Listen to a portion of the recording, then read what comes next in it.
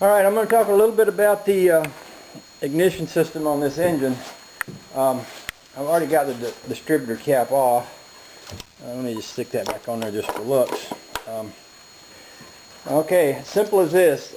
The fire comes through this hot wire into this reducer, out the other side of it, into the negative side of the coil, out the positive side, into the side of the distributor. Once it gets inside the distributor, it goes over to two places, over to this set of points. Man, I wonder if you can see that. Probably not. And there's a condenser in here. The condenser gets fired up with a load of electricity, which it releases when these points break. When that happens, it shoots fire back up into the coil, which shoots a bigger load of fire into the middle of this rotor button, which shoots it out the edge, which connects to one of these contact points inside your distributor cap, through the wires and out to the spark plug. Once you get all that activity taking place, you get fire in the spark plug. I have a handy dandy spark plug right here grounded to the exhaust header just so I can see when it fires. As of yet, I have been unable to get fire. I'm not at all disappointed about that because the car's been sitting out in the weather for a couple of years. There's probably a boatload of moisture inside that distributor.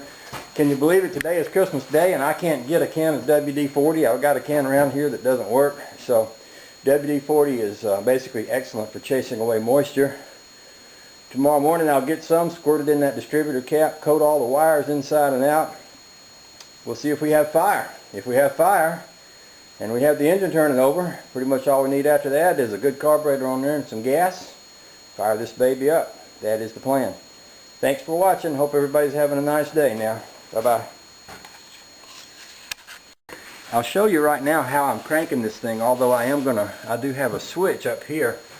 I've got a switch that I'm going to use for an ignition switch. Even though it's an old light switch, it will work. And I've got an old push button switch that I can use for a starter switch. So that's what I'll be hooking up in the morning. But for right now, I've been cranking it like this. Basically, you take your screwdriver, you reach it in, you touch the hot pole. There's a smaller pole right on top here. This is how I used to jump start cars back in the old days. And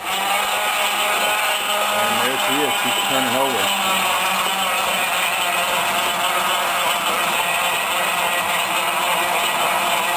That might not sound too impressive to you, but to me it does, because it's turning over better than it was when I first started this process. And eventually, by doing this, I'm going to get this thing loosened up to the point where I feel, and I'm going to get fire.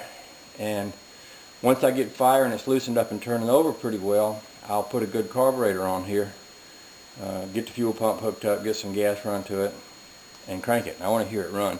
I'm not thinking I'm going to be able to drive this engine or want to drive it very much without rebuilding it, but I still would like to hear it run. You know, I was told it was a running engine. I can't think of any reason why not to make it run, and once I do, then later if I want to come back and rebuild it, that's fine, but at least I will have heard it run. I'll feel a bit more confident about putting what I'm going to have to put into it to make it go. So anyway, that's the whole story of that. I'm going to stop this now. Y'all have a nice day, and thanks for watching.